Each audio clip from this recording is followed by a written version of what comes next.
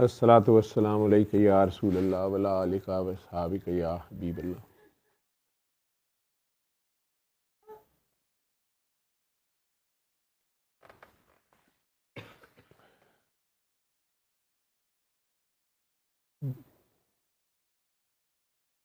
तकरीबन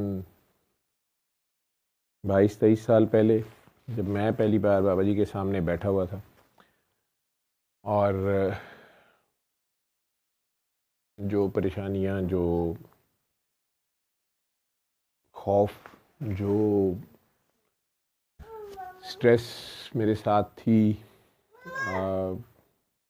बीमारी का खौफ, एक भी नहीं 3-3 बीमारियों का खौफ, जरासीमों का खौफ,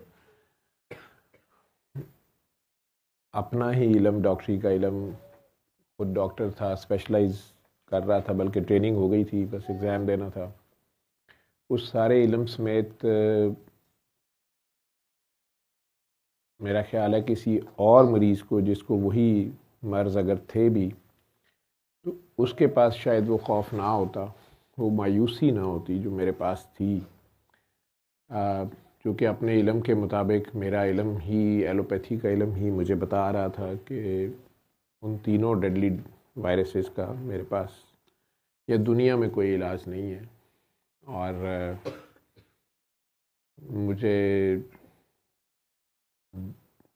जल्द या बदेर, जब तीनों टेस्ट पॉजिटिव आ चुके हैं पिछले 1.5-2 साल से मैं जिस्म में थे, तो मुझे इनका शिकार होना ही होना है और फिर इन्हीं में से किसी की हाथों इस दुनिया से जल्द जाना है। जब बच्चे भी छोटे से थे, ज़िंदगी के 35 साल बहारें देखी थी। सो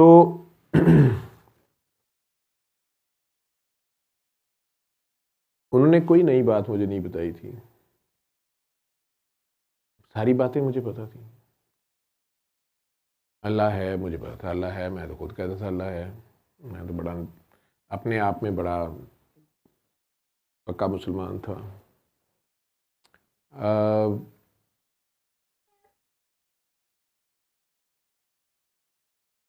कुरान करीम शिफा है, मुझे पता था कुरान करीम शिफा है, हरफ हरफ शिफा है,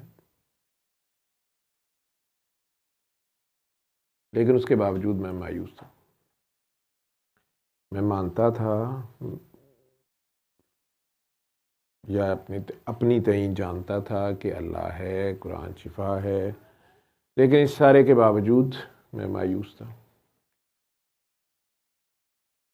अभी भी जब कभी कोई फ़ोन करता है, डॉक्टर साहब मैं बड़ा मायूस हूँ, मैं बड़ी परेशान हूँ, मुझे बड़ी स्ट्रेस है, एंजाइटी है, या मैंने 7 दिन सूरह रहमान सुन ली है, या मेरा कैंसर तो ठीक हो गया है लेकिन अब मुझे ये मसला हो गया है, अब मुझे वो हो गया है, अब मुझे ये हो रहा है, मेरे पास भी उसको कहने के लिए कोई नई बात नहीं होती है। वही हज़ारों बार के रटे रटाए फ़िक्रे दोबारा दोहराने होते हैं।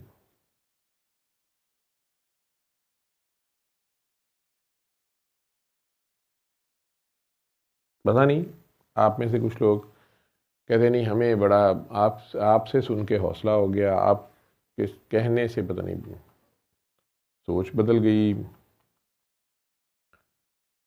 परेशानी ठीक हो गई या बीमारी ठीक हो गई। चले, अल्लाह की मेहरबानी है, लेकिन वही बातें होती हैं जो आपको ऑलरेडी पता होती हैं। मेरा नहीं ख्याल मैं कोई नई बात करता हूँ। असल बात सिर्फ ये है कि हम ये सब बातें मानने, कहने, क्लेम करने के बावजूद मान नहीं रहे होते।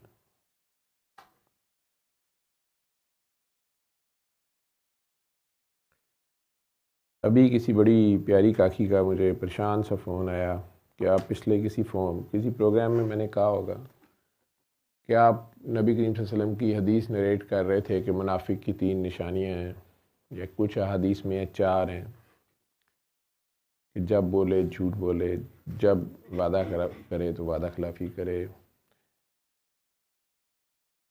जब कोई अमानत रखे या उसके पास अमानत रखाई जाए तो ख़यानत करे, और अगर उनमें से एक भी हो तो बहरहाल वो मुनाफ़िक़त उसके अंदर अभी है, ईमान की कमी है, लेकिन तीनों हैं तो पक्का मुनाफिक है। चौथी भी ये है कि जब लड़े, कोई डिफरेंस ऑफ ओपिनियन हो जाए, आर्ग्यूमेंट हो जाए, तो गालम गलोच पे उतर आए। तो वो परेशान होकर कही जा रही थी कि सर ये मेरे में भी हैं, मैं मुनाफिक हो रो। मैंने कहा नहीं बेटा, आप में नहीं है।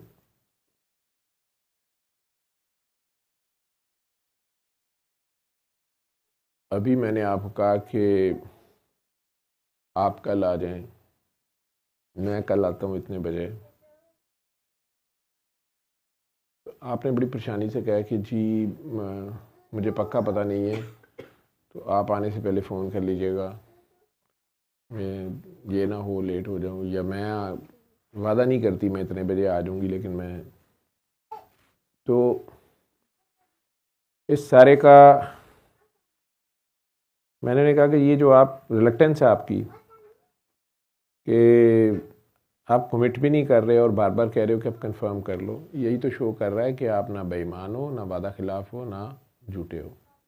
आपको बल्कि डर है कि पता नहीं उस टाइम पे मैं होंगी कि नहीं होंगी, अवेलेबल होंगी कि नहीं, मैं कमिट कर लूँ और फिर ना हो। तो यही चीज़ तो आपके ईमान को शो कर रही है कि आप समझ रही हैं कि आपके इख्तियार में नहीं है, इख्तियार किसी और के में है।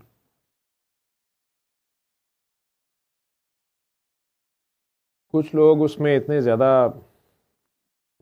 जितनी ज़्यादा खुदा खौफी वाले होते हैं, वो ये दुआ सेशन या मेरी बातें सुन के ज़्यादा खौफ में चले जाते हैं, घर वालों के ख्याल में साइको हो जाते हैं। लेकिन यही मोमिन की निशानी होती है, वो खशीयत इलाही से लर्ज़ रहा होता है, उसके सामने पेश होने से लर्ज़ रहा होता है, डर रहा होता है, और ज़रा छोटी सी बात पे भी उसके लिए ये परेशानी होती है कि यार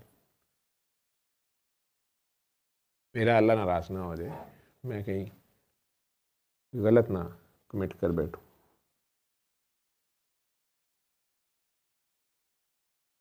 और जो बड़े धड़ल्ले से कह रहा होता है हाँ कोई नहीं, मैं आ जाऊंगा, या आप आ जाएं, इतने बजे आ जाएं, और अंदर उसे पता होता है, बस उसे पता होता है कि मैंने होना नहीं है, या फ़िलहाल डंग टपाओ, इसका एतमाद लो और खैर है, या अपनी मर्ज़ी का मकसद पूरा करो, मैंने कौन सा कल इधर होना है, या इसने मुझे पकड़ लेना है, या मैं बहाना डाल दूंगा मैं नहीं। तो ये मुनाफ़िक़त होती है, बेसिकली ईमान की कमी होती है कि वो ये नहीं समझ रहा होता कि ये अल्लाह देख रहा है, ना अल्लाह की खौफ नहीं होता, उसे अल्लाह का एहसास नहीं होता। जिस बेचारे को ये एहसास है कि अल्लाह है, मैं कैसे कह दूं कि मैं कल हूँगा, मुझे तो पता ही नहीं मैं कल ज़िंदा हूँगा कि नहीं हूँगा, वो तो ज़्यादा डीप जान रहा है बात को, और कमिट करने से डर रहा है कि यार मैं कैसे कमिट करूँ कि मैं हूँगा या नहीं हूँगा। इसी तरह अमानत रखते हुए भी अगर कोई कह रहा है कि यार पता नहीं तुम लिख लो 10 को, उसको भी बता दो, इसको भी बता दो, मैं रख लूँ, पता नहीं मैं कर सकूँ, बात कहना ना, ये ना हो जाए, वो ना हो जाए, मैं इस काबिल नहीं हूँ, वो बेचारा और है, और एक जो कह रहा है ठीक है रख जाए, मैं संभाल लूँगा, लेकिन पहले दिन ही उसके अंदर बदनीयती है कि अभी रखे तो सही ना, फिर खा पी जाऊँगा। यह वादा कर रहे हैं कि बस आप मुझे फ़िलहाल इतने पकड़ा दें, मैं 1 महीने में आपको दे दूँगा, और उसे खुद पता है कि महीने में वो कहीं से भी नहीं देगा, लेकिन फ़िलहाल वो लेना चाह रहा है। ये सारी उसकी मुनाफ़िक़त है। मैं इसीलिए लेक्चर्स उस तरह तो नहीं करता, आप लोगों को बताने समझाने के लिए बोल रहा होता हूँ। उसमें इस तरह के जो इखलास वाले हैं वो मज़ीद लड़ जाते हैं, डर जाते हैं, ओवरडोज हो जाते हैं।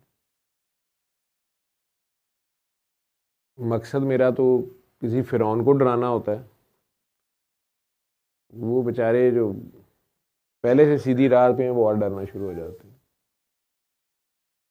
अल्लाह पर्दों में इसलिए भी है कि हम सारे उसको बर्दाश्त कर भी नहीं सकते।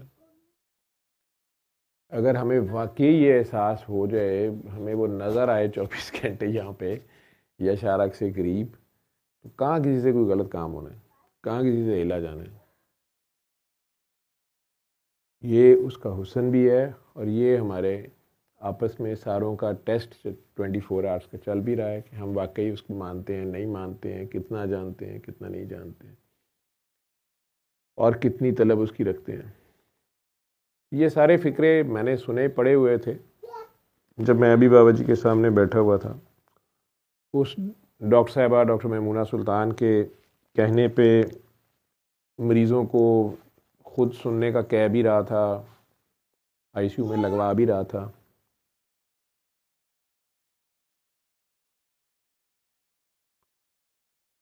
लेकिन खुद अपने आप में वो हक़ुल यकीन हासिल नहीं था, ऐनुल यकीन तक शायद पहुंचा हुआ था। अपनी आंखों से सामने ठीक होते कुछ को देखा भी था, उनसे सुन के मरीज़ ठीक होते देख के इल्मुल यकीन ऐनुल यकीन की हद तक में था। सुन के मान लिया था कि हाँ कुरान शिफा है, सूरह रहमान सुनने से अल्लाह शिफा दे सकता है। उस वक़्त तो मुझे भी यही लगा कि ये कोई एक सूरह रहमान सुनने से ये कोई मंतर नाउज़ुबिल्लाह है या उसकी सुन लेने से भी इफ़ेक्ट आता होगा। आता भी है। आपको कोई गाली देता है तो आपके ऊपर इफ़ेक्ट आता है, आपको कोई आई लव यू कहता है तो आपके ऊपर इफ़ेक्ट आता है, आप बहुत प्यारे हैं तो आप पे इफ़ेक्ट आता है, कोई डांटता है तो भी इफ़ेक्ट आता है, कोई मुक्का मारता है तो तब भी लगता है, गाली देता है तो वो भी लगती है। आवाज़ भी अपना रोल रखती है, वाइब्रेशन अपना रोल रखती है। उसमें जो जज्बात होते हैं प्यार के या गुस्से के या नफ़रत के वो भी हिट करते हैं। छोटा सा बच्चा सहम जाता है और छोटा सा बच्चा खिलखिला भी उठता है। वो आपके सिर्फ लैंग्वेज तो नहीं अंडरस्टैंड कर रहा होता लेकिन आपके जेस्चर से मुस्कुराता है। इन चीज़ों का रोल तो है, ज़ाहिरी मानी तो नहीं पता था। साथ अकल कहती थी कैसे। ईमान का हमारी ये हाल है कि हम वो इतनी सी पैनाडोल खाते हैं, ये तक नहीं सोचते कि ये 6 फुटा बंदा तकरीबन 90 किलो वज़न का, इस पे ये पैनाडोल अगर पीस के या इतनी ही सिरप इसका मला भी जाए तो ये एक हाथ एक बाजू पे पूरा नहीं आना।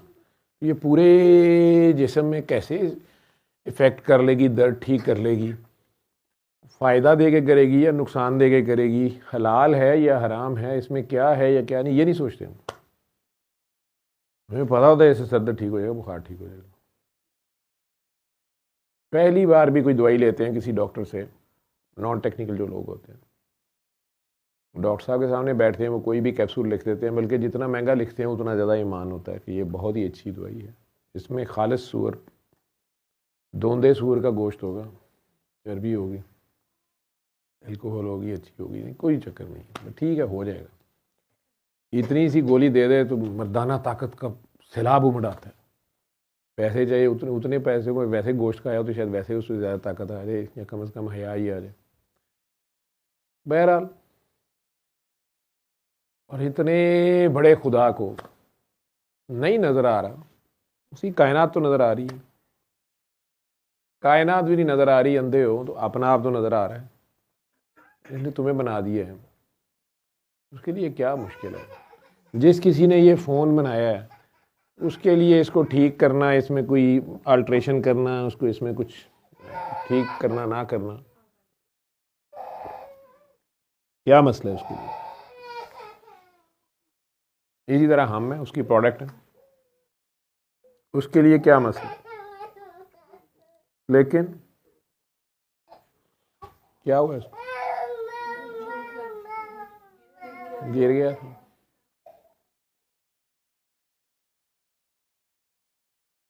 लेकिन नहीं समझ आती,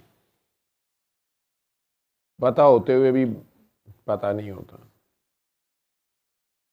समझ होते हुए भी समझ नहीं होती, गौर ही नहीं किया होता कभी। वही आयतें वही तस्बीहां हज़ारों बार पढ़ी होती हैं।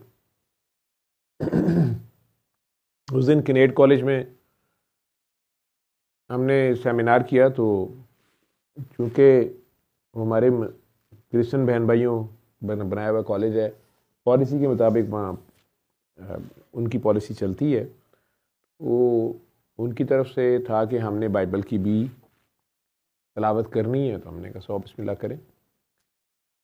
वो बेटी ने जब वो जिसने पढ़ी तलावत की, तर्जमा पढ़ा उसका, वो भी माफ़ी के ऊपर था अल्लाह की तरफ से। वही आयतें थी, वही बात थी कि तुम्हें बदला लेने की इजाज़त है, तकरीबन वही बात हो रही थी, लेकिन अगर तुम माफ़ कर दो तो ये तुम्हारे लिए ही बेहतर है। मैं सोचता रहा कुरान करीम में भी यही बात ऐसी ही है। सदियों से अल्लाह ये मैसेज दे रहा है सारे, ना अल्लाह बदला है ना उसका पैगाम बदला है, लेकिन नहीं बदला तो इंसान नहीं बदला। मुझे फ़ोन आते हैं, डॉक्टर साहब मुझे कैंसर था, वो ठीक हो गया, लेकिन अब वो ज़रा, अब मेरे बच्चे को ये हो गया है, ठीक हो जाएगा इससे? डॉक्टर ने तो कहा नहीं हो सकता।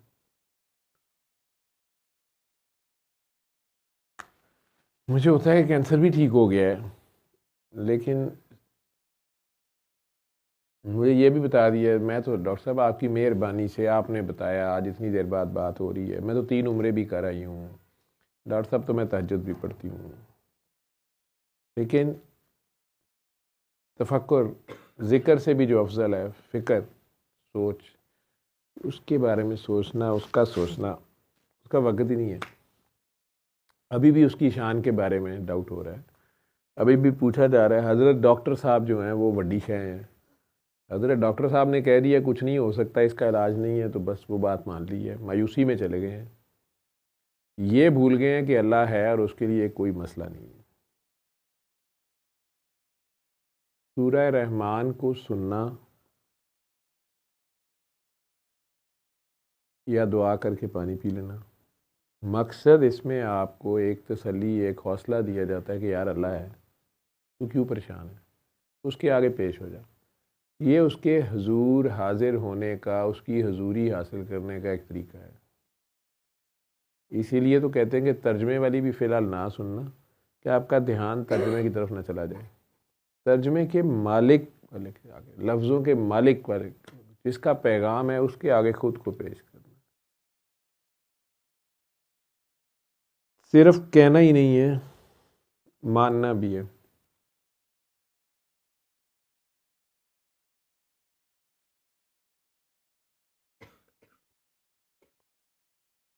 अभी किसी से मैं फ़ोन पे बात कर रहा था, तो उनका, डॉक्टर साहब आप बस मुझे दुआ करें कि मैं अपनी तौबा पे कायम रहूं, मैं इतने महीने, इतने दिन हो गए हैं, मैंने जो तौबा की हुई है, कुछ नशे की आदत पड़ गई थी। पढ़े लिखे डॉक्टर साहब हैं वो, बस आप दुआ करें अल्लाह मुझे कायम रखे, मैं अपनी तौबा की आदत पे कायम रहूं। तो मैंने कहा अल्लाह कायम रखेगा, आप कोशिश जारी रखें, आपने अपनी तौबा की है तो अल्लाह को आपसे प्यार है, आप उसके प्यार को वैल्यू करें। उसमें एक फ़िक्रा बोल गया कि तौबा पे कायम रहना ही ईमान है। तो मेरे साथ एक साहब बैठे हुए थे, मैंने फ़ोन रखा तो उन्होंने कहा कि डॉक्टर साहब आप ना ध्यान से बोला करें कि तौबा पे कायम रहना ही नहीं सिर्फ ईमान है। मैं कहा नहीं जी, मैंने कहा ये भी एक ईमान की निशानी है। नहीं नहीं, ये कितने नहीं लिखे आप, अब हो सकता है उन्होंने सारा पढ़ा हुआ हो।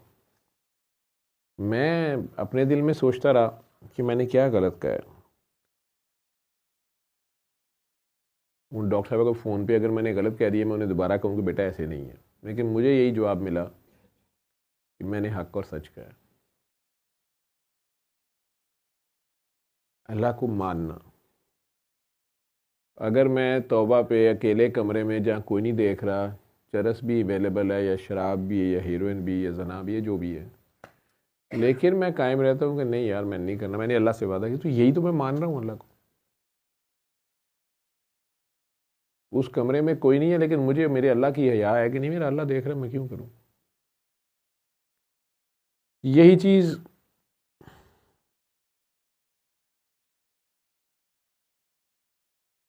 किसी बच्चे ने सवाल किया था, गुस्से में था, पिछले कुछ अरसे के, जो दुनिया के, अपने मुल्क के, दुनिया के हर जगह पे जुल्म सितम के जो पहाड़ हर जगह तोड़े जाते हैं।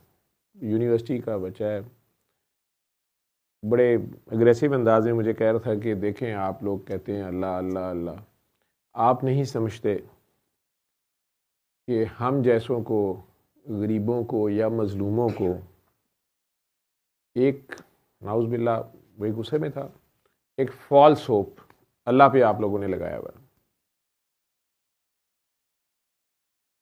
अगर हमें पता हो कि कोई अल्लाह शल्लाह नहीं है, ये जो जालिम लोग हैं जो हमारे पे जुल्म कर रहे हैं, फ़लाँ शख्स पे जुल्म कर रहे हैं, हमारे सामने गज़ा में जुल्म हुआ है, फ़लाँ जगह जुल्म हुआ है, हम बैठे हुए हैं अल्लाह करेगा। और डॉक्टर साहब कौन सा अल्लाह, किधर है अल्लाह? वो एक बंदा सच बोल रहा है उसको जलील कर रहे हैं।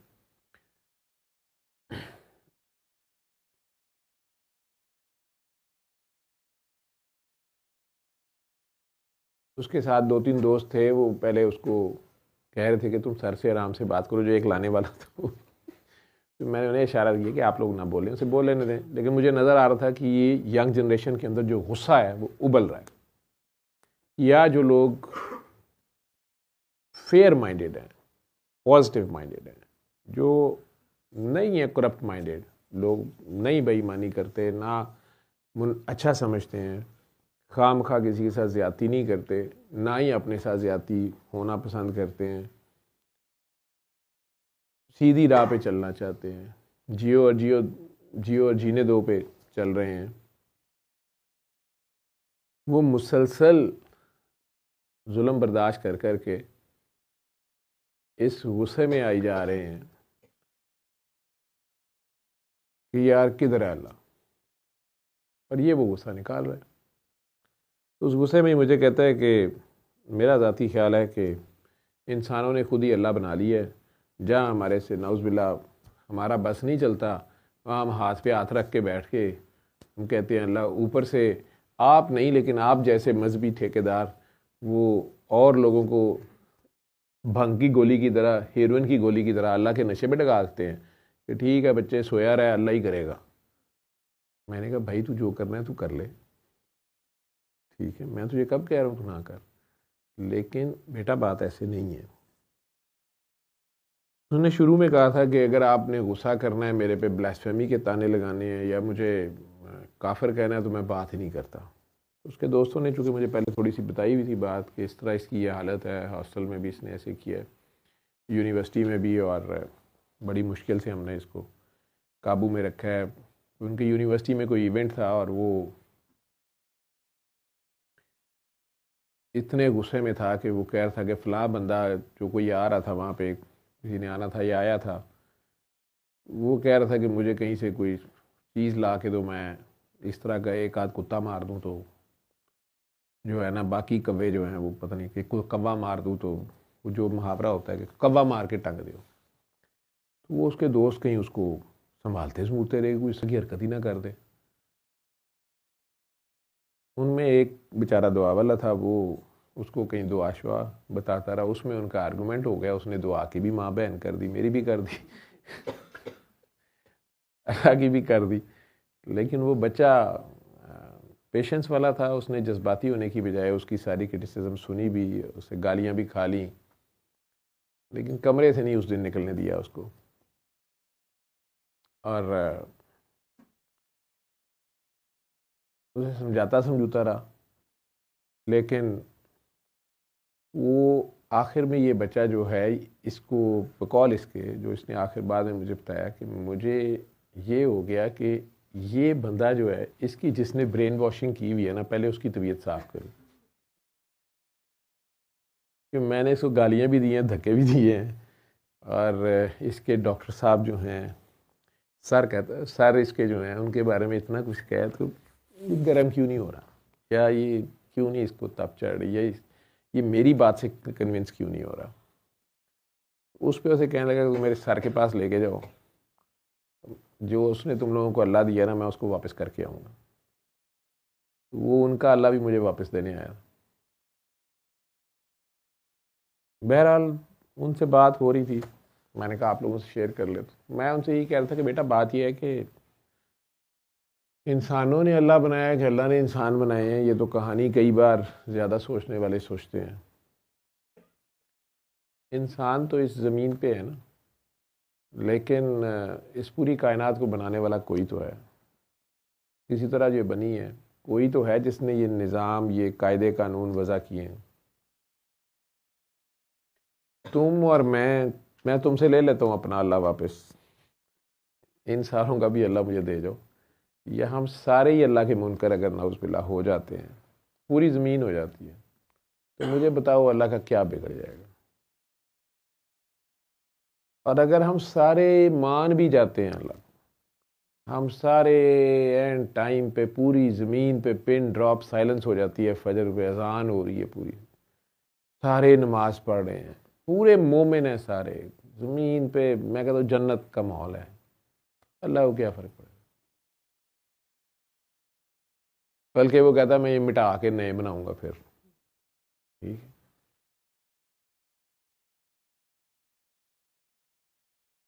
सारे मान जाएं तो नहीं फ़र्क पड़ रहा उसको, सारे मुनकर हो जाए तो नहीं उसे फ़र्क पड़ रहा। फ़र्क पड़ रहा है तो हमें पड़ रहा है।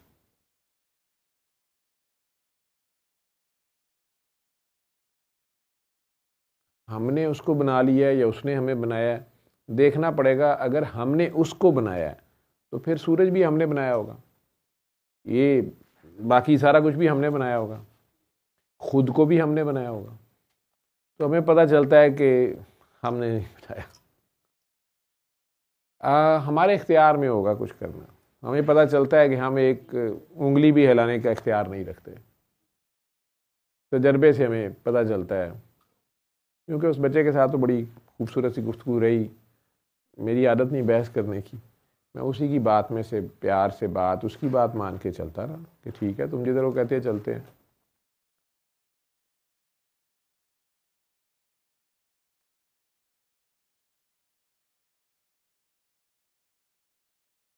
अगर सारी दुनिया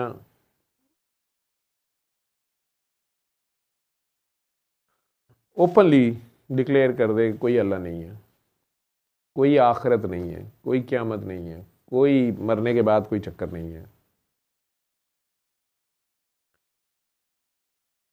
उसके बावजूद आपको यहाँ इस दुनिया में रहते हुए, जिस शहर में रह रहे होंगे, जिस मुल्क में रह रहे होंगे, जिस महल्ले, जिस ख़ानदान कबीले में रह रहे होंगे, फिर भी कोई कायदे कानून होंगे, तो उस महल्ले के, उस कबीले के, उस शहर के, उस मुल्क के कानून तो आपको मानने पड़ेंगे।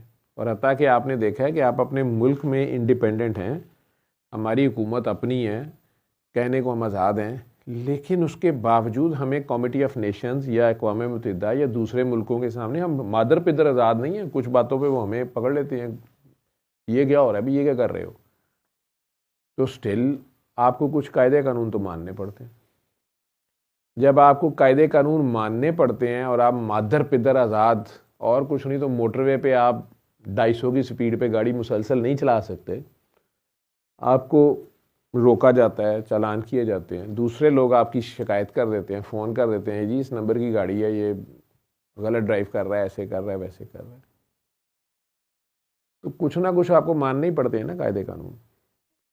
इस चक्कर में 70%, 80%, 90% ड्राइवर जो हैं वो 120 से ऊपर मोटरवे पे नहीं जाते कि यार गन लगी होगी, चालान हो जाएगा, पैसे बहुत ज़्यादा पड़ जाएंगे, एक्सीडेंट ना हो जाए, मैं ही ना मर जाऊं, गाड़ी का नुकसान ना हो जाए या किसी और का नुकसान ना हो जाए, यही खौफ है।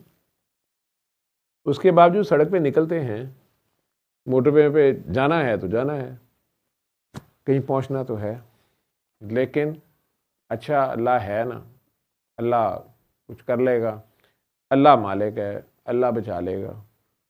फिर खुद ही अपने लिए हमें अल्लाह की ज़रूरत पड़ जाती है।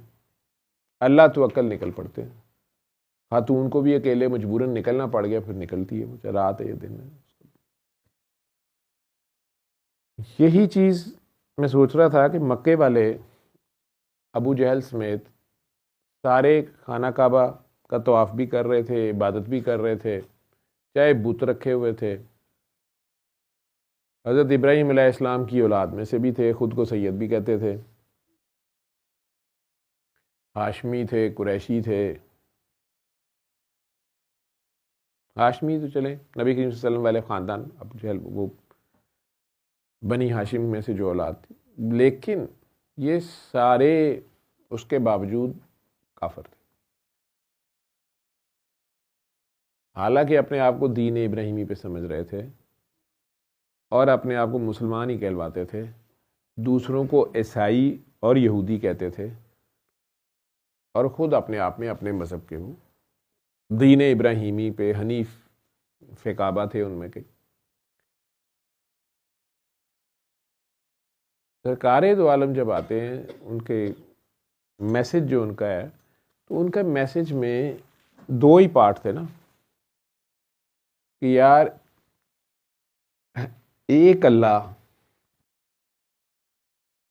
जिसको हम देख नहीं सकते, लेकिन वो है, ज़मीन व आसमान का मालिक अल्लाह है। और ये कॉन्सेप्ट सारों के पास था, ये मानते थे सारे, आज भी मानते हैं कि ये सब बनाने वाला बहरल कोई है। वो जो मेरा दोस्त बच्चा जो यूनिवर्सिटी का था, वो भी ये मान रहा था कि यस समवन इज़ देयर, बनाने वाला तो कोई है, लेकिन वो उसका नाम अल्लाह या गॉड या भगवान रखने पे तैयार नहीं था फ़िलहाल। वो कह रहा था अभी हमें समझ नहीं है, साइंस को समझ नहीं है ये कैसे क्रिएशन हुई है। लेकिन अगर कहता था कि अगर आप इसको कॉज एंड इफेक्ट में रखना चाहते हैं कि किसी ने बनाया है तो बना है, तो फिर वो खुद भी तो बनाया ना किसी ने, उसको भी तो किसी ने बनाया है। यहाँ वो फंसा हुआ था, उसका आर्ग्यूमेंट ये कि अगर आपने कॉज एंड इफेक्ट पे हर चीज़ एक्सप्लेन करनी है तो ठीक है, अगर ये सारी आप मुझे कह रहे हैं कि ये सारी को बनाने वाला कोई है और मुझे भी, तो मैं मान लेता हूँ कोई है हमें बनाने वाला, लेकिन फिर उसको भी तो कोई बनाने वाला, वो कॉज एंड इफेक्ट से बाहर कैसे हो गया। मैं उसे प्यार से कहा कि यार उसके ऊपर ये हद नहीं लगती। उसने कहा फिर हो सकता है पूरी कायनात भी ना लगती हो। तो ऐसे लोग जो होते हैं इनके साथ बहस करते हो सकता है आप अपना ईमान भी घुमा दें। उन्होंने अपने वक्त पे मानना होता। समझ उसकी बहुत बड़ी थी, वो इस तरह के अल्लाह को मानने पे तैयार नहीं था जो गरीब को तो मज़ीद जलील होते देख रहा था, या कमज़ोर को या मज़लूम को और जालिम का हाथ नहीं रोक रहा था। उसके ख्याल में फौरी तौर पे होना चाहिए। उसके साथ अगर ज़्यादती हुई है या उसके भाई के साथ या बाप के साथ, उसके ख्याल में उसको फौरी इंसाफ चाहिए। और अगर उसके साथ हुई स्टेट की तरफ से है तो वो किसके पास जाए। उसके साथ अगर की अदालत ने ज़्यादती है तो वो किसके पास जाए। उसके साथ की, उसको लूटा ही उसके मुहाफिज ने है तो वो किसके पास जाए। वो अपनी जगह गर्म था कि फिर अल्लाह कहाँ है आपका।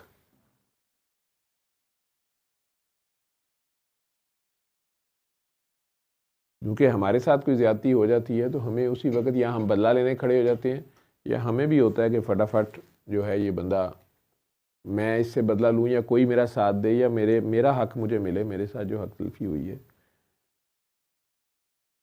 उसमें अगर उसको कहा जाए कि क़यामत वाले दिन हिसाब होगा या कुछ होगा, तो उसे लगता है लंबा लारा लगा दिए हर काम में अगर ये कर दिया जाए। ये मैसेज नहीं है अल्लाह का या अल्लाह वालों का कि आप हाथ पे हाथ धर के बैठ जाएंगे अल्लाह ही करेगा। ये मैसेज होता तो नबी करीम सल्लल्लाहु अलैहि वसल्लम हिजरत ना करते। ये मैसेज होता तो नबी करीम सल्लल्लाहु अलैहि वसल्लम शोबे अबी तालिब 3 साल ना काटते। ये मैसेज होता तो वो बदर में खाली हाथ भी ना खड़े हो जाते, ओहद में खंदक ना खोदते, अल्लाह ही करेगा।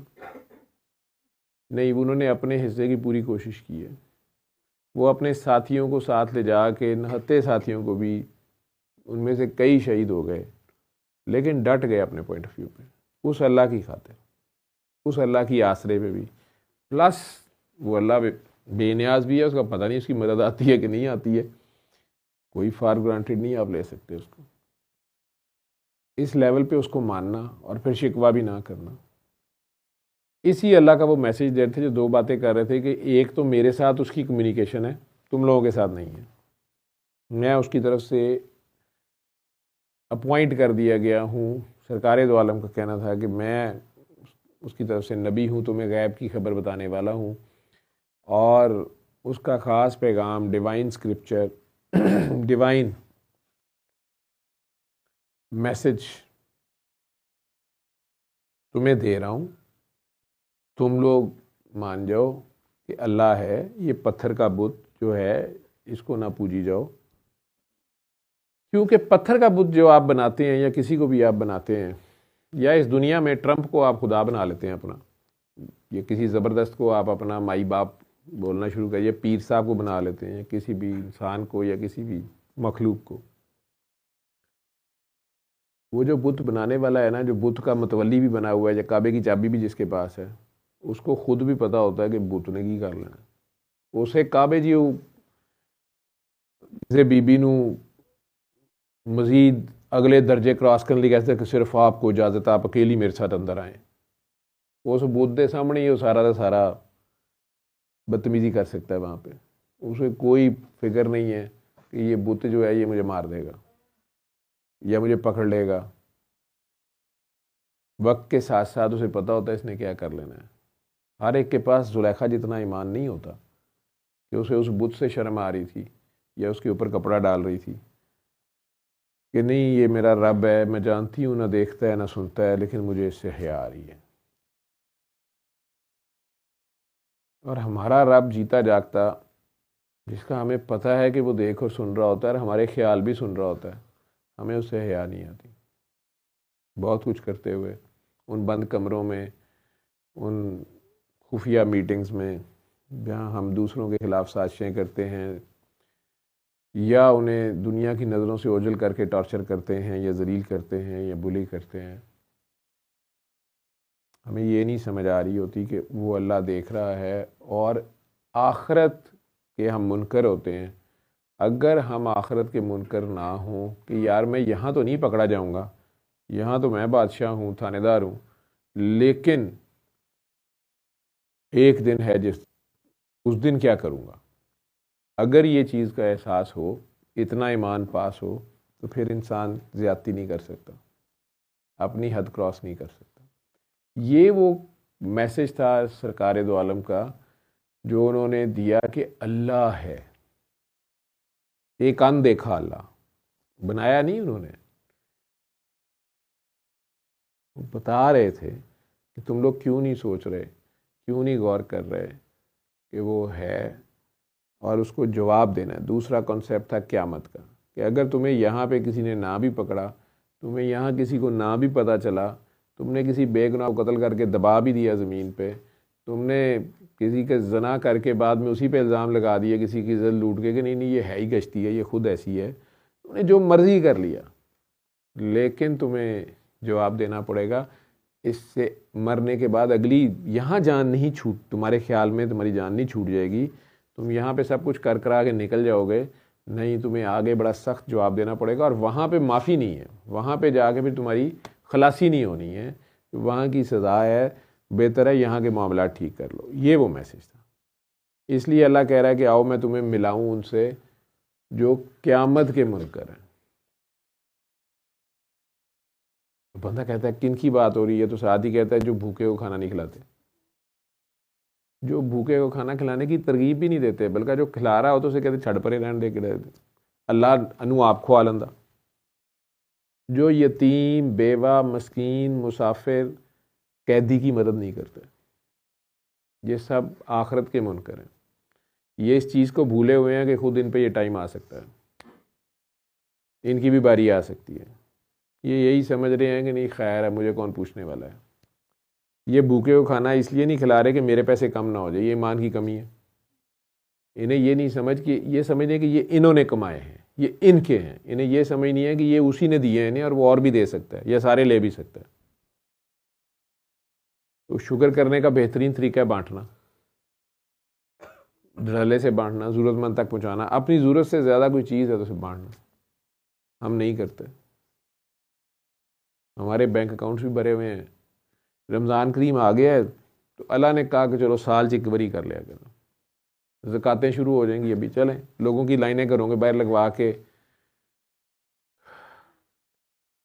अपने साल भर के गुनाह बख्शवाए जाएंगे, साथ तस्वीरें खिंचवाई जाएंगी, साथ तरले मिलते डलवाई जाएंगे, भाईजान मिन्नू भी, भाईजान मिन्नू भी। चलो कुछ ही करें, लेकिन वो भी नहीं करते लोग। करना सारा साल होता है, चलो साल में एक बार ही करें। अभी बैंकों में से पैसे निकलवा लेने हैं जिनके करंट अकाउंट है, वहाँ से ना कट जाए, इसलिए कि एतबार नहीं, उनका भी एतबार नहीं है, वो कहाँ लगाते हैं। वो सारा सूदी निज़ाम है, सूद में से ही ज़कातें कट रही हैं और सारा कुछ हो रहा है। अल्लाह ने क्या कहा था कि मेरे दीन में पूरे के पूरे दाखिल हो। अपनी चीज़ें ना इसमें इख्तरात करना।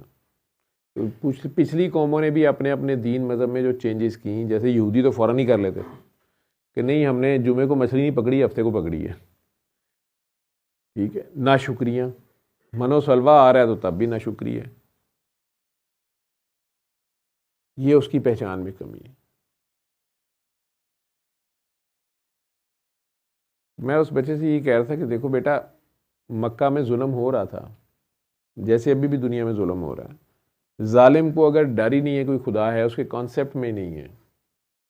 उसने कहा आपके ख्याल में जिन्होंने गज़ा की है, जो पाकिस्तान में ये कुछ कर रहे हैं, उन्हें पता है कि खुदा है, वो मानते हैं? मैं कहा देखो मेरी बात सुनो, 100 में से अगर 5 नहीं मान रहे जो टॉप पे आ गए हैं तो ठीक है, उन्होंने सारों को यरगमाल बना लिया, पूरी दुनिया को यरगमाल बना लिया, वो अपनी पॉलिसी चला रहे हैं, डाकू आ गए ज़मीन पे। लेकिन बाकी 90% भी यही कुछ करें और फसाद करें, वो अगर डर रहे हैं उस अल्लाह से और इस डर से ही बाज आए हुए हैं तो चलो कुछ तो फसाद की कमी है। नहीं तो यहाँ पे टोटल जंगल का कानून हो, जिदा जिथे हथ पै गया, किसी की धी भैन नहीं लभी, अपनी फड़ ली। जब वैशी हुआ है, जब उसके दिमाग को कुछ चढ़ी हुई है, तो अगर उसे ये खौफ ही नहीं है कि खुदा है, मैंने कहीं जवाब देना है, तो कौन सी है यार, कौन से कायदे कानून, कौन से अल्लाह के कानून?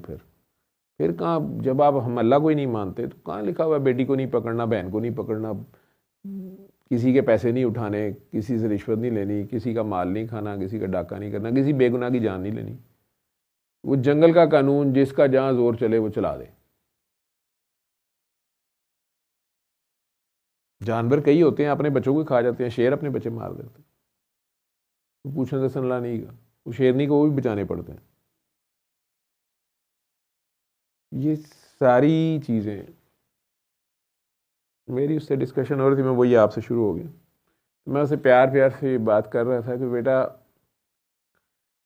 वो बाकी सारे भी इन्हीं कामों में पड़े हुए थे, औरतों की तो कोई इज्जत ही नहीं थी। जवान मतलब पैदा होते साथ बच्ची जिंदा दफनाई जाती थी, ये भी नहीं करते थे कि यार वो जिंदा को नीचे ज़मीन में क्या उसका असर होगा, चलो जहर दे के पहले मार दो फिर दफना दो, गर्दन काट दो बेचारी की, फिर उसके बाद जिंदा ही दफना देते थे, ठीक है।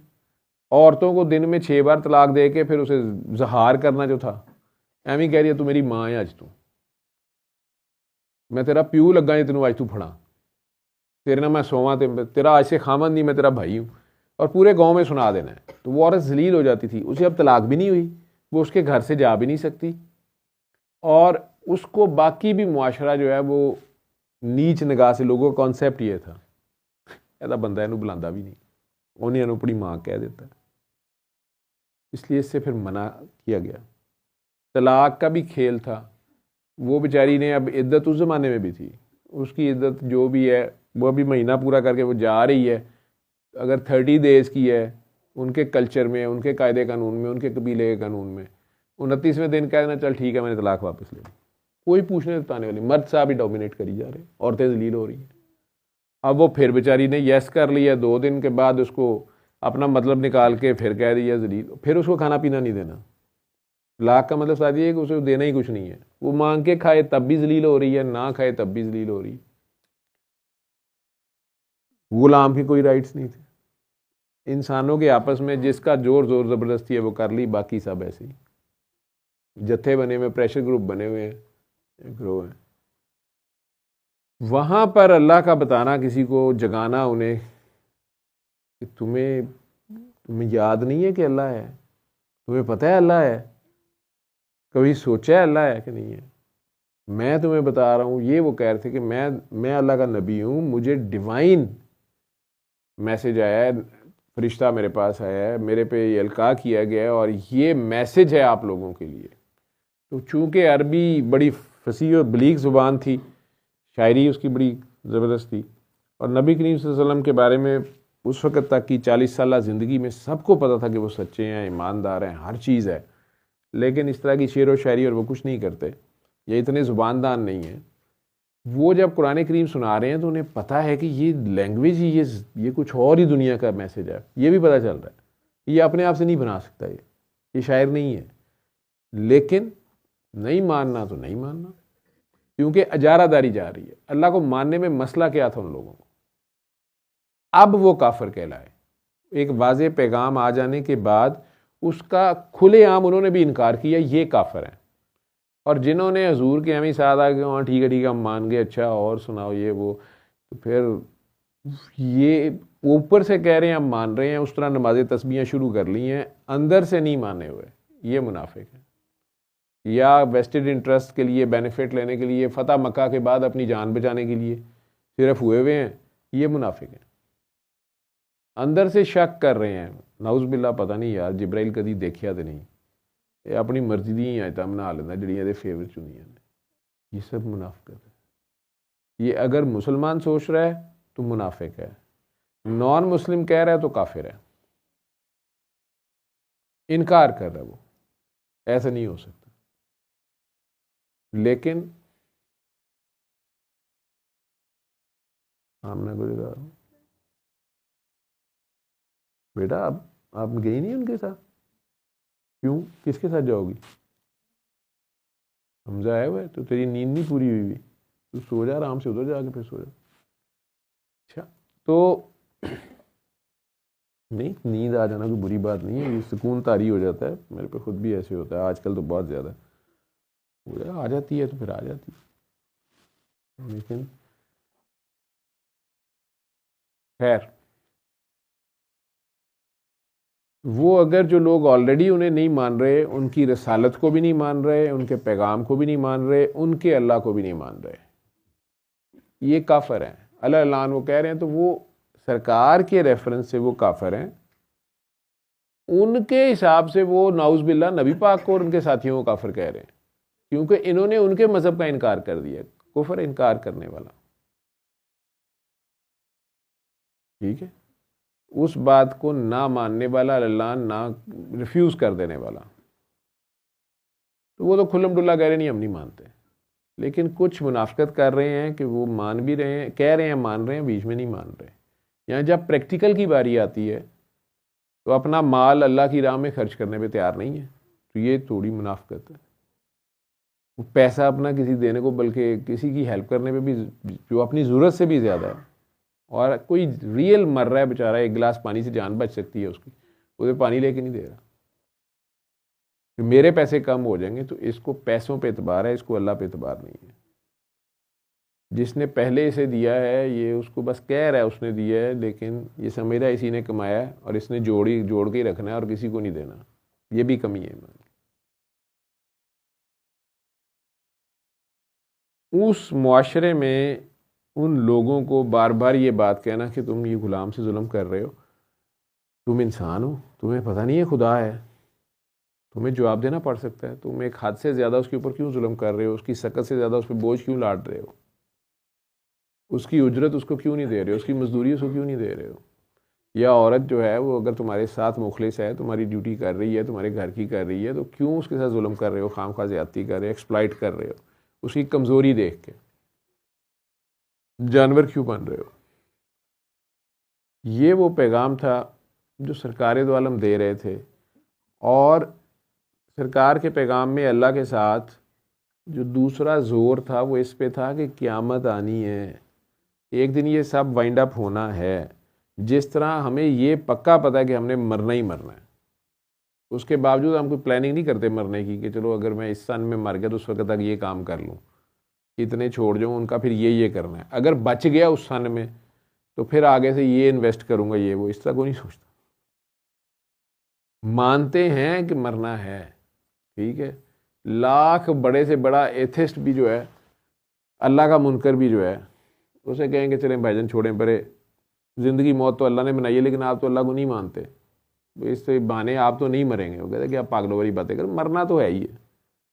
लेकिन मैं मरने के बाद जो दूसरा मेजर मैसेज था कि यहीं पे कहानी नहीं ख़त्म होनी, ठीक है, पिक्चर अभी बाकी है मेरे दोस्तों, अभी मरने के बाद भी कहानी शुरू होनी है और ज़िंदगी इससे आगे भी है, और वहाँ से जाके तुम वापस नहीं पलट सकोगे, और ये जो अपने हाथों से लिख रहे हो जुल्म की दास्तां, ये नहीं मिटा पाओगे, और तुम्हारी करतूतों का हिसाब तुम्हारी नस्लें भी यहाँ दे रही होंगी। क्योंकि मुझे नज़र आ रहा है कि आज भी, मैंने हिस्ट्री बड़ी फरोली है, मुझे कहीं नहीं मिला कि किसी शख्स ने फ़ख्र से कहीं ऐलान किया हो कि मैं हूँ जिसने हुसैन इब्न अली को शिकस्त दी थी उसका पोतरा हूँ मैं, शिमर का ये हूँ मैं, शिमर का वो हूँ, मुझे कहीं नहीं मिला। हैं भी तो छुपते फिर रहे हैं, ये बात नहीं बताते, शर्मिंदा हैं। 1400 साल गुजर जाने के बावजूद, उस जुल्म को, दास्तान को दोहराने के बावजूद, 100 साल हुकूमत करके सारे रिकॉर्ड को उल्टा सीधा चेंज करने के बावजूद, वो जलालत, वो बदबख्ती नहीं जा रही। वो खूने नाहक किसी सूरत माफ़ नहीं करता, ये बात याद रखना।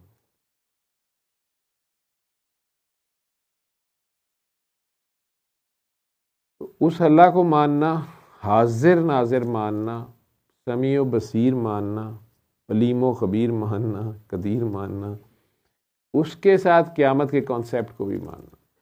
ये कहानी यही नहीं ख़त्म होनी, आगे भी जो यहाँ लग रहा है कि इनके साथ कुछ नहीं हुआ, ये तो बड़े कामयाब हो गए, निकल गए, तो किसी ने क्या कह दिया है, ये तो कुछ भी नहीं है, ये आगे जाके हिसाब देना है। तो बहुत से फिर जुल्म करने से रुक जाते हैं, यार क़यामत को क्या जवाब देंगे। हम में से कई बात आ जाते हैं, डर जाते हैं कि यार क़यामत वाले दिन वीडियो ना चल जाए, जिस तरह यहाँ कईयों को डर है कि वीडियो ना चल जाए, यार उनके पास हमारी वीडियो है। वो एक साहब थे ना, वो लम्स आके उन्होंने भी कहा था, उन्होंने साढ़े मुंडे जाते ना ट्रेनिंग से रामजादे उथे पुठे सीधे काम करन लग पेंदे ने, उन्होंने इन्हां दियां वीडियो बना लिया। फिर साड़ियां बच्चियां ने भी जान ते खेल के वीडियो बना ली, उन्होंने भी बना ली। 5th जनरेशन वार, बच्चियां कित्थे इस्तेमाल हो रही हैं, जान पता नहीं किनू कहंदे पे ने, उहदे खेड के ऐसा हथियार बनाया, बनाया कि वीडियो, असी भी उनकी वीडियो बना ली।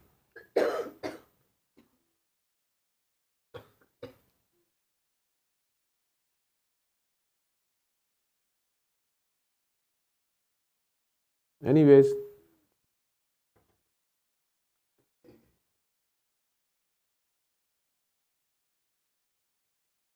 अगर वो खौफ खुदा हो,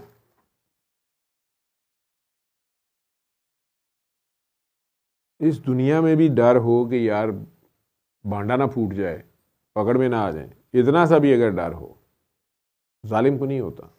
वो वाकई अपनी अकल और अपनी प्लानिंग से चल रहा होता है और उसे लगता है कि वो फ्लॉलेस है, जब तक कि उसे कोई मोमेंट टकराता नहीं है। मोमिन के ज़ुम्मे सिर्फ नारा हक बुलंद करना होता है, मुझे है हुक्म अज़ां ला इलाहा इल्लल्लाह, यार अल्लाह के सिवा कोई नहीं, मैं नहीं, उसके अलावा नहीं मैं किसी को मानता। लाख तुम्हारी प्लानिंग सही चल रही है, तुमने सोचा था 2020 में ये करेंगे, 21 में ये करूँगा, 22 में ये करूँगा, 23 में ये, 24 25 तुम्हारी चल रही है, मैं अभी भी उसी को मानता हूँ। उसने ये सारा कुछ घुसेड़ देना वापस हमारे अंदर, बल्कि फिर तुमने पिटना है कि यार ये मैं इस रास्ते पे ना चला होता। लेकिन इस तरह के लोग मजाक उड़ाते भी हैं। तो फिर इस तरह के जो बच्चे होते हैं, यंग जनरेशन, जिन्हें माँ बाप ने बताया होता है कि अल्लाह है, उनमें से कई जो हैं वो उन्हें जवाब जब नहीं मिलते, क्योंकि माँ बाप का भी मेरे जैसे ही होते हैं तकरीरें करने वाले, अमल उनका भी नहीं होता, प्रैक्टिकल उनका भी नहीं होता, जो बच्चे को नज़र आए कि यार स्ट्रगल तो कर रहा है ना ये बंदा, स्ट्रगल ही करनी है, स्ट्रगल नहीं की हर गल तो हाथ हाथ रखे बने अल्लाह ही करेगा। आज मेरा ख्याल वो इंग्लैंड को ऑस्ट्रेलिया ने हरा दिए, एक दिन में 700 स्कोर हो गए, एक टीम 352 कर गई, 51 कर गई। साढ़े वर्गे होंगे तो असी तो मैच शुरू होने तो पहले हार जाना सी। 350 यार, 7 की एवरेज पहले ओवर तो। उफ, केड़ा बॉलर उधर केड़ा है आदिल रशीद है, फलाना है, वो भी है, वो ड्रैसिंग रूम च मूत्र निकल गया होंगे, उत्थे ही विंगियां लत्तां पुलिस मुकाबला, पैड बंदियां भी एक दूजे कह रहे होंगे की फायदा है। 350 वो जिन्होंने किया है आप जाके देखें, कोई आपको कुहाड़े नहीं चलते नज़र आ रहे मैच में, कोई नहीं, कोई पड़तू पे है, ठीक है। बल्कि मैंने देखा है तो वो 25 ओवर में 150 हो गया हुआ था उनका भी। मैं कहा 150 हो भी गया, किन्हें मारे उन्हें, किसी नहीं मारे। मैं देखे चौके चिके भी थोड़े सा भी बाउंड्रियाँ बन रही हैं, कोई चक्कर नहीं, वो सिंगलें डबलें आराम से वो खेल रहे हैं। उधर वो इंग्लैंड वाले भी बड़े आराम ਨਾਲ बैठे ने, उसी 350 कीता है। लेकिन बहरहाल 2 टीमें खेलती हैं, हारना जीत तो होती है। इसी तरह दुनिया में भी आप स्ट्रगल करते हैं, एक तरफ जालिम है, एक तरफ मजलूम है, मजलूम के ज़ुम्मे भी स्ट्रगल है। बदर का पैगाम असल में ये है कि जब अल्लाह की राह में निकलना पड़ जाए तो फिर वसाइल को ना देखो, फिर एटम बम आपके पास छोटे वाला या बड़े वाला है, चलेगा या नहीं चलेगा, नहीं, फिर अल्लाह की राह पे निकल आए हो तो फिर खाली हाथ भी, मोमिन है तो बेतैक भी लड़ता है सिपाही, काफिर है तो शमशीर पे करता है भरोसा। काफिर जो अल्लाह का मुनकर है उसका तलवार पे भरोसा है, अपनी कोशिश पे, अपने वेपन पे भरोसा है, अपने असबाब पे, अपने वसीलों पे भरोसा है। हम भी वसीला लेके जाएंगे, हमने भी कोशिश करनी है, हमने वसीले के मुताबिक हमने भी सारी एफर्ट करनी है, लेकिन हमारा भरोसा वसीले पे नहीं, मुसब्बिबुल असबाब पे होगा, वसीले पैदा करने वाले पे होगा। और उसमें हमारा कॉन्सेप्ट इस किस्म का होगा कि यार वैसे तो नज़र आ रहा है, जो मौला अली का ईमान है, वैसे तो मैं सिर्फ 9 साल का हूँ, मेरी टांगें भी पतली पतली हैं, मेरा कद भी अभी इतना नहीं बढ़ा, लेकिन मैं आपके साथ हूँ। अबू लहब और अबू जहल जैसे ताया अबू जो हैं, बड़े वॉरियर्स हैं, वो बैठे हुए हैं, साथ देने की हिम्मत नहीं है उस भतीजे की, और ये कज़न जो है ये खड़ा हो गया तो लगा हुआ है बस मैं आपके साथ हूँ। 9 साल का बच्चा है, वो इफ्स एंड बट्स नहीं सोच रहा, वो प्लानिंग उसके खाते में आ नहीं रहा कि पूरा शहर जो है ये एक साइड पे है और मैं और बड़े भाईजान जो हैं ये क्या कर लेंगे। ये ईमान उसको उस वक्त ही हासिल है। सरकार के ऊपर ईमान लाने वाला पहला पहला मुसलमान, मैं नहीं कहता फिर लड़ाई शुरू हो जाएगी, नहीं जी नहीं, बीबी खतीजा का पहला सी, नहीं नहीं नहीं, हज़रत अबू बकर पहले था। ये नादरा का रिकॉर्ड सीधा करने लग पैंदे ना, ठीक है, ये बड़ा मसला है। वो जिन्हें पहले का लिखिया है, जो मैं तुम्हें यह दसा कि सारा उन्हें भी लिखिया सी, उन्होंने नहीं पता उन्हें पहले किनू रखना है बाद किनू रखना है। इसी पे बहस हो जाएगी, इसी पे लड़ पड़ेंगे। एने मौला अली पहला किया, मौला कह रहे शिया है, उठ जाती ना गल सुनो, खराब कर देगा ईमान। ईमान का भावें लिखना ना आंदा पिया होवे, भाजन ई ना लिखना है, ये ना लिखना है कि आई ना लिखना है।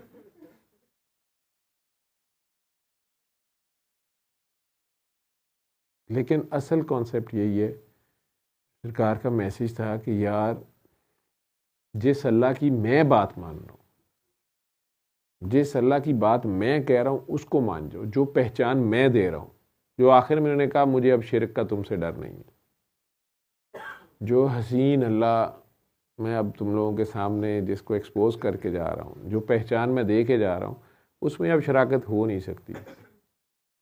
और हर जगह मैं बाढ़ देता, जिधर भी जाओगे अब वो साथ होगा, वो तो साथ साथ होगा, उसके साथ तो शरीक कुछ नहीं होना, लेकिन ये जो मालो दौलत है ना, इसके हाथों तुम लोगों ने जलील होना है, इसकी खातिर तुम लोगों ने एक दूसरे के गले काटने हैं, इसकी खातिर तुमने क़यामत का भी मुनकर होना है, ईमान का भी मुनकर होना है, अल्लाह की भी परवाह नहीं करनी, बेहयाई पे उतरना है, और सारे मैसेज को एक तरफ छोड़ के। और यही हुआ कि 23 सालों के अंदर अंदर उस्मान गनी, 30 साल के अंदर अंदर हज़रत अली, और 50 साल के अंदर अंदर खुद नबी करीम सल्लल्लाहु अलैहि वसल्लम का अपना घर ही लुट के खा पी गए। कुछ की कुछ हिस्ट्री कर दी, हदीसें भी खुद ही कर ली, जुमे को हर जुमे को मिंबर के ऊपर उल्टा उनके घर वालों को गालियाँ, वो पहले मुसलमान को हज़रत अली को गालियाँ, उनके ईमान के ऊपर फतवे जारी, ये सारा कुछ 100 साल होता रहा ना। जो कर रहे थे उन्हें तो पता था ना कि ये सब गलत है, तो फिर वो क्या थे, मोमिन थे कि मुनाफिक थे, या काफिर थे या मुसलमान थे? तो ये सारे के सारे मुनाफिक थे। क्योंकि वो जानते भी थे लेकिन प्रिटेंड कुछ और कर रहे थे। शिमर के माथे पे मेहराब भी थी, हाफिज़े कुरान भी था, दाढ़ी भी थी, बड़ी अच्छी नस्ल में से भी था, चजरा भी बड़ा ठीक ठाक था, ठीक है, फाइटर भी बड़ा अच्छा था, कमांडर बड़ा ज़बरदस्त था, चीफ ऑफ आर्मी स्टाफ था उधर से बना हुआ, लेकिन मुनाफिक।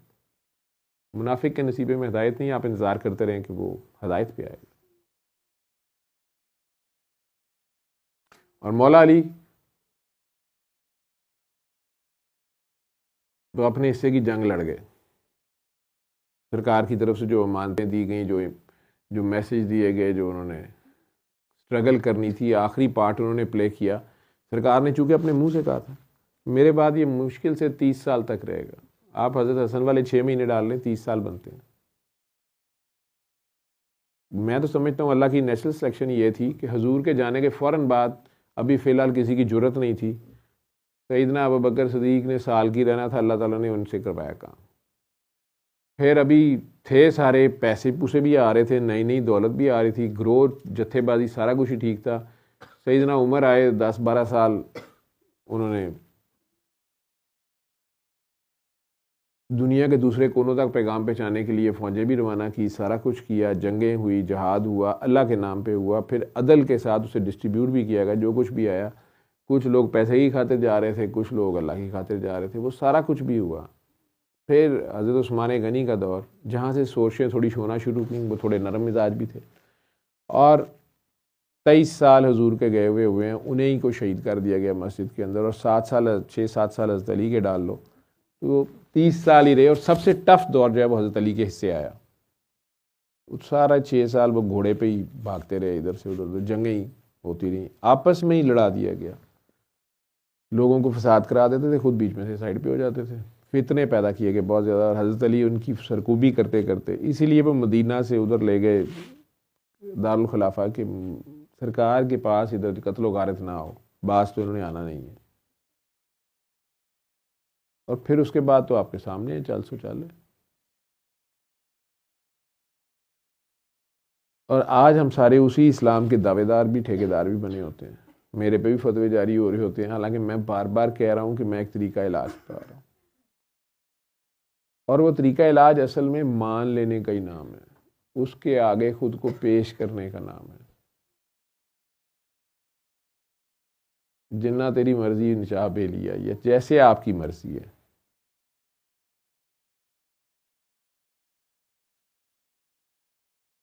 सल्ले अला सल्ले अला सल्ले अला सल्ले अला सल्ले अला शफीना सल्ले अला